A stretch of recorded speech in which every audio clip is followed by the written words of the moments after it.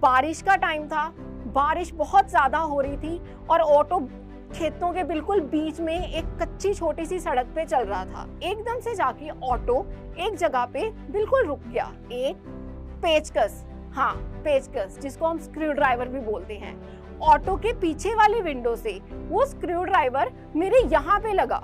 उसने मेरे बालों को पकड़ा और मेरे बालों से पकड़ के मेरे को नीचे, ऑटो से नीचे ड्रैग किया उसने। जो उसका अगला स्क्रू ड्राइवर था वो मेरे यहाँ से मारा, जो मेरे यहाँ से निकल गया। सबसे ज्यादा उसका मेजर स्क्रू ड्राइवर मेरे लगा, वो मेरे लंग्स पे लगा। मैंने उस पेंसिल हील से उसके पेट पे मारा, मतलब मैं प्रॉपर फाइट बैक कर रही थी। उसने मेरे दांतों के बीच में से पेचकस ऐसे मारा और एकदम से ऐसे हिट किया। गांव में खेतों के साइड पे पानी होता है, वो मेरे को वहां पे फेंक के चला गया। मैंने रेंगना शुरू किया, रेंगते रेंगते 1.5 किलोमीटर तक, और वो आंटी अंकल मेरे को एक्टिवा में बिठा के जहां पे वो मेरे को लेके गए, वहां का जो डॉक्टर था उसने मेरा कोई ट्रीटमेंट नहीं किया। जहां पे वो मेरे को लेके गए, वहां का जो डॉक्टर था उसने मेरा कोई ट्रीटमेंट नहीं किया। वो हॉस्पिटल छोड़ के ही चला गया। पुलिस केस है, बाहर निकालो, ब्लड है, क्या गंदा कर रहे हो, क्या एकदम से सीधा लेके आई जा रहे हो। उसने उस अंकल आंटी को डांटा बहुत बुरे तरीके से, कहते क्या खून खून यहाँ पे लेके जा रहे हो, बाहर रखो इसको, एकदम से अंदर ले।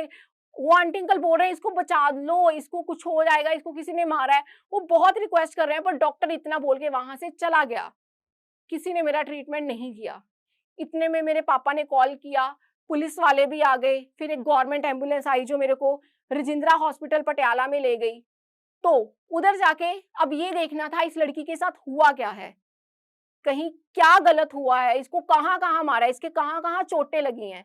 तो उसी में ही मेरे एक्सरे, मेरे टेस्ट सब कुछ हुआ, और उससे उनको ये पता चला कि इसके राइट साइड के लंग्स टोटली डैमेज हो चुके हैं। मैं खुद को ये फील कर पा रही थी कि मेरे इस साइड से अंदर हाथ तक जा रहा था। डॉक्टर्स ने ये बताया कि इस लड़की के राइट साइड के जो लंग्स हैं वो पूरी तरीके से डैमेज हो चुके हैं, और इसकी जो विंड पाइप है ट्रैक किया उसको भी वो पेचकस टच कर गए हैं। और थर्ड क्या था, इसके जो गले में यहाँ पे इंजरी बहुत ज्यादा है अंदर वाली साइड पे, और इसके सिर पे जो चोट लगी है ये कोमा में चली जाएगी, ये बच शायद नहीं पाएगी। ये डॉक्टरों ने मेरे पेरेंट्स को बोला, बट मुझ में क्या था, वही हिम्मत और वही हौसला जो कभी, वो तब भी नहीं टूटा जब मेरे तक ये बातें कहीं ना कहीं मेरे कानों पे आ रही थी। तो ऑपरेशन होने थे, ऑपरेशन के लिए मेरे लंग्स को रिपेयर करना था, मेरी विंड पाइप को रिपेयर करना था, मुझे ऑपरेशन के लिए लेके जा रहे थे, और डॉक्टर्स ने मेरे मम्मी को ये बोला था आप एक बार मिल लो। मेरे को पता चल गया था डॉक्टर ये क्यों कह रहा है, क्योंकि डॉक्टर को मैं रीड कर पा रही थी। डॉक्टर के कहने का मतलब था कि ये लड़की अब जिंदा नहीं बचेगी, बट मैं मन ही मन में ये सोच रही थी कि डॉक्टर को समझ नहीं आ रहा कि मुझ में बहुत हिम्मत है, मैं तो जिंदा बचूंगी, मुझे कुछ भी नहीं होगा, क्योंकि मेरे को पकड़ना है किसको, जिसने मेरे साथ ये किया, जो कल किसी और के साथ ऐसा करेगा। और उसी के साथ मुझे ये जानना भी था कि ऐसा मेरे साथ हुआ क्यों, मेरी गलती क्या थी जो मेरे साथ ऐसा हुआ। तो मैं वो आंसर, वो जवाब उस इंसान से चाहती थी, तो मेरे को उसके लिए जिंदा बचना था। ऑपरेशन थिएटर के लिए मेरे को लेके गए, ऑपरेशन चले, ऑपरेशन सक्सेसफुल भी हुए। मैं बाहर आई और रात को मेरे को होश आई, और मैं अपनी मम्मी से प्रॉपर बातचीत हल्की हल्की कर पा रही थी, और डॉक्टर्स भी देख रहे थे कि इस लड़की की सच्ची में हिम्मत है। तो वो चीजें मुझे और मोटिवेट कर रही थी। तो मैंने मेरी मम्मी को बोला, मम्मी वो कौन था, मुझे उसको पकड़ना है, मुझे उसका चेहरा याद है। तो डॉक्टर्स ने कहीं ना कहीं उस चीज को शांत करवाने की भी कोशिश की, क्योंकि डॉक्टर्स अपनी जगह पे थे, क्यों उनको लगता था कि इसके ब्रेन पे जो असर है वो ज्यादा ना हो जाए। मैंने फिर बोला, मम्मी मुझे उसको पकड़ना है, मुझे उसकी शक्ल भी याद है। इतने में जो पटियाला के सीएम थे, उनकी वाइफ, जो कैप्टन अमरिंदर सिंह, उनकी वाइफ परनीत कौर जी, वो मुझसे नेक्स्ट डे हॉस्पिटल में मिलने आए। मैंने उनको भी ये बात बोली कि मेरे को उसकी शक्ल याद है। तो उन्होंने कहीं ना कहीं वो हिम्मत मेरी आंखों में देखी। वो कहते ये बच्ची स्केच बनवाएगी और वो मुजरिम पकड़ा भी जाएगा। तो क्या हुआ, स्केच बनवाने वाले आए, मैंने उसका प्रॉपर स्केच भी रेडी करवाया और स्केच बना और उसके जैसे 3 लोग सेम शक्ल के पकड़े गए जो कहीं ना कहीं उसके फेस के साथ मैच कर रहे थे। तो अब क्या था, अब उन तीनों को मेरे सामने लेके आना था पुलिस वालों ने। तो उन तीनों को रात को मेरे सामने लेके आया गया और मुझसे पूछा गया कि बता इनमें से कौन है। मैंने जब उन तीनों की शक्ल एक बार देखी तो सच बोलूं, कहीं ना कहीं मेरे मन में भी कंफ्यूजन थी, क्योंकि वो तीनों कुछ ना कुछ उनका जो फेस का जो पार्ट था वो मेरे स्केच के साथ मैच कर रहा था और उनका जो बॉडी था वो भी सेम था। फिर मेरे मन में एक चीज आई, आपको याद ही होगा मैंने आपको बताया था कि मैंने अपनी पेंसिल हील उसके पेट में मारी जिससे उसके भी जख्म हो गया था। वही बात मैंने एसएसपी सर को बोली कि सर, जिसने मुझे मारा है उसके पेट में मैंने पेंसिल हील मारी है और उसके ब्लड मैंने खुद देखा है, उसके पेट पे भी वो मार्क होगा।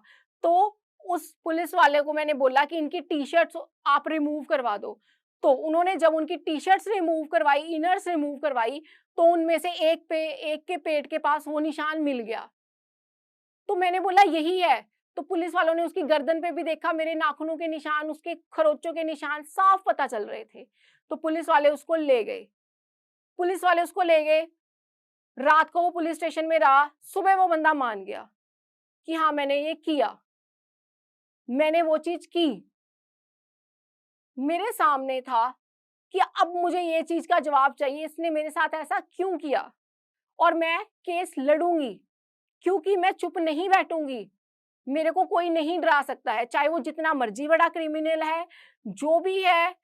लोगों ने मेरे को कुछ ने बोला भी कि ऐसी चीजों में कुछ नहीं रखा, केस वेस लड़ने से क्या होता है। नहीं, मेरे को वो लड़ना था क्योंकि मेरे को कुछ बातों का जवाब चाहिए था। और उसके बाद ही स्टार्ट हो गया था वो केस। और उस केस की स्टार्टिंग भी कुछ इस तरह हुई कि कुछ लोगों ने मुझे रोका रास्ते में रात को 9 बजे दोबारा उसी पटियाला में कि अगर तू वो केस वापस नहीं लेगी तो तुझे नहीं पता दोबारा तेरे साथ क्या हो सकता है, तो बेटा आप समझदार बनो। तो मैंने बोला कोई बात नहीं, मैंने उनको जाने दिया। सुबह मैंने जाके कोर्ट में वही बात जो जज थे उनके सामने वो बात बोली। तो जज ने भी बोला कि अगर इसके साथ अगर ऐसा कुछ होता है तो उस ऑटो वाले को बोला कि मैं तेरी पूरी फैमिली को पकड़ लूंगा, अब ये इसके साथ दोबारा नहीं होना चाहिए। फिर उनकी जब ये कोशिश नाकामयाब होगी, क्योंकि उनको पता चल गया कि इस लड़की को डराना और इसकी हिम्मत को तोड़ना बहुत ही मुश्किल है, शायद नहीं टूटेगी। अब किस पे प्रेशर डालना चाहिए? इसके पेरेंट्स पे, क्योंकि इसके पेरेंट्स शायद एक गांव के फार्मर मिडिल क्लास फैमिली से बिलोंग करते हैं। तो वो 5 लाख रुपए लेके मेरे गांव में मेरे पेरेंट्स को मिलने गए और उसकी वाइफ, उन्होंने ये चीज बोली कि आप केस वापस ले लो, ये लो 5 लाख समझौता कर लेते हैं। बट मेरे से ज्यादा हिम्मती तो मेरे पापा भी हैं। उन्होंने बोला नहीं, मेरी बेटी वो केस लड़ेगी, उसमें जो हिम्मत है ना वो बहुत लोगों को जवाब देने वाली है, आप ये अपने पैसे वापस ले जाओ, मेरी बेटी ने वो केस को कंटिन्यू करना है। तो वो वापस ले गए केस को।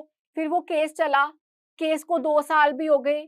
और केस के दौरान एक लड़की जब केस लड़ती है ना, उसकी पर्सनल लाइफ पे, उसकी काफी चीजों पे बहुत क्वेश्चंस पूछे जाते हैं, क्योंकि सामने वाला जो एडवोकेट होता है वो भी हमसे बहुत ऐसी चीजें पूछता है।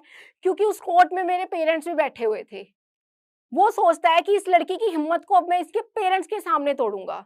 बट मैंने बोला कि तुम जो मर्जी कर लो, ना तो मेरी हिम्मत कभी टूटी है ना कभी टूटेगी। और जब ये मैसेज दुनिया तक जाएगा ना, तो शायद आने वाले टाइम पे किसी और लड़की की हिम्मत भी कभी नहीं टूटेगी। तो मैंने वो केस लड़ा और 2015 के एंड में मैं वो केस विन किया मैंने, और उसको उम्र कैद की सजा हो गई और वो जेल के पीछे चला गया। वही आखिरी सवाल जो शायद आपके भी मन में चल रहा होगा कि इस लड़की के साथ इतना कुछ उसने क्यों किया, अब मैं उसका जवाब आप लोगों को देती हूँ। वो जो क्रिमिनल था जिसने मुझे मारा, उसको ये लगा कि जिनके घर पे मैं रह रही हूँ, मतलब वो पुलिस इंस्पेक्टर, वो मेरे पापा हैं, और वो जो इतना बड़ा बंगला है, इतना बड़ा घर है और इतना बड़ा इंस्पेक्टर है, और उनकी बेटी ये लड़की है। तो कुछ थे फाइनेंशियल इशू, कुछ थे पर्सनल इशू, जो उनके पहले से ही उस इंस्पेक्टर के साथ क्लैशेस थे, जिसकी वजह से टारगेट बनी मैं, क्योंकि वो मेरे जरिए उनको डराना चाहता था। बट हुआ क्या, जब मैंने गिव अप नहीं किया तो उसने फिर मेरे को मारने की साजिश रची।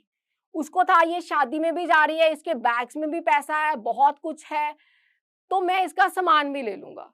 बट उसको ये नहीं पता था कि वो किसके साथ लड़ रहा है, और वो लड़की आने वाले टाइम में उसका फेस कैसे दुनिया के सामने लेके आएगी। और सच बोलूं, इस चीज ने मुझे इतनी ज्यादा और हिम्मत दे दी, मुझे खुद को ये पता चल गया, बीइंग अ गर्ल, एक लड़की बहुत स्ट्रांग है। तुम डोले बना के आ जाओ, बॉडी बना के आ जाओ, जो मर्जी करके आ जाओ, तुम अगर एक पतली सी लड़की को कमजोर समझ रहे हो ना, तो वो कहीं भी पहुंच सकती है। जब ये चीजें सबको पता चली, तो मेरे को यूनिवर्सिटी में मेरे को वीरता अवार्ड मेरे को 2013 में ही वैसे मिल गया था, मेरी हिम्मत के लिए। जब उन्होंने देखा कि एक लड़की कैसे विल पावर से जीत सकती है। केस को जीतने के बाद मेरे को मिला डिस्ट्रिक्ट ब्रेवरी अवार्ड, जो मेरे को संगरूर में मिला। और उसके बाद देन 2017 में जब पटियाला के सीएम कैप्टन अमरिंदर सिंह जी थे, तो उन्होंने मेरे को गुरदासपुर में 15 अगस्त को उन्होंने मेरे को दिया था state bravery award. And then मेरे को मिला 2018 में डॉटर ऑफ पंजाब अवार्ड, और उसके बाद मेरे को 2021 में मेरे को national bravery award by the Sikh minority commission of India in Delhi. तो वो चीजें मुझे मिली। तो इन चीजों ने मेरी हिम्मत और बढ़ाई। तो मुझे लगा ये कहानी कहीं मेरे तक ही ना रह जाए, या मेरे उस रीजनल एरिया तक ही ना रह जाए, क्योंकि पंजाब में नहीं, पूरे इंडिया में बहुत ऐसी लड़कियां जिनके साथ, दिल्ली, मुंबई, बहुत सारी बड़ी बड़ी सिटीज में ऐसी लड़कियां जो कुछ प्रॉब्लम्स को फेस कर पा रही हैं। मुझे इस कहानी को दुनिया के आगे लेके जाना है। तो इसके लिए मैंने एक प्लेटफॉर्म चुना, जो था MTV रोडीज करमिया कांड। मैंने अपने ऑडिशंस उधर दिए, और उधर जब जजेस ने, सोनू सूद सर ने मेरी स्टोरी को सुना कि इतना होने के बाद ये लड़की यहाँ पे आके उस चीज को दुनिया के सामने बोल रही है, और पूरा ठीक होके रोडीज जैसे, जहाँ पे बहुत रियल चीजें होती है, रोडीज जैसे प्लेटफॉर्म को आके उधर रिप्रेजेंट कर रही है खुद को, और पंजाब के गांव की लड़की। लेकिन मैंने आपको स्टार्टिंग में ही एक चीज बताई थी, हिम्मत और हौसला। ये मैटर नहीं करता आप कहाँ से हो, आपके साथ कौन गलत कर रहा है, आपको कौन मारने आया है। मैटर करता है आप में वो हिम्मत, वो जोश कितना ज्यादा है दुनिया के सामने बोलने का, उनको चुप करवाने का, बुराई के खिलाफ लड़ने का। बुराई को कभी देखना नहीं है, उसके खिलाफ लड़ना है। तो मैं आप लोगों को एंड में यही मैसेज देना चाहूंगी कि बहुत सारी ऐसी प्रॉब्लम हमारी लाइफ में आती हैं, मेरी लाइफ में भी आई, किसी की बड़ी होती है, किसी की छोटी होती है। जैसे मैं उस रोड पे पड़ी थी और मैं देख पा रही थी मेरी फुल बॉडी इंजर्ड है, और मेरे खुद के लंग्स को मैं फील कर पा रही हूँ, बॉडी के अंदर मेरा हाथ जा रहा है। हाँ, वो एक प्रॉब्लम, वो अलग प्रॉब्लम है। आपकी लाइफ में भी कहीं ना कहीं कोई प्रॉब्लम अगर आ रही है, तो आपने ये चीज सोचना है, उस पर कभी हार नहीं माननी, क्योंकि किसी भी प्रॉब्लम के खिलाफ अगर मैं लड़ सकती हूँ ना, तो आप भी लड़ सकते हो। तो हमेशा उसको फेस करो, और हमेशा ये हिम्मत रखो कि इस प्रॉब्लम से मैं खुद बाहर आ सकती हूँ, और खुद बाहर आऊंगी भी, और कुछ ऐसा करूंगी कि दोबारा से किसी और के साथ ना हो। तो आप अपनी प्रॉब्लम से लड़ना सीखो, क्योंकि प्रॉब्लम बड़ी नहीं होती, हमें भगवान ने बनाया है, हम बड़े हैं। तो प्रॉब्लम छोटी है, प्रॉब्लम को बड़ा नहीं समझना, हमने खुद को बड़ा समझना है, और उस प्रॉब्लम को सॉल्व करना है, और दुनिया में एक मिसाल बनना, ताकि दुनिया में बहुत सारी मिसालें आपको देके और नहीं आए। और मैं दिल से थैंक यू करना चाहूंगी जोश टॉक का, जिसकी वजह से मुझे आज ये मौका मिला कि मैं आप सब लोगों तक ये मैसेज पहुंचा रही हूँ। Thank you so much.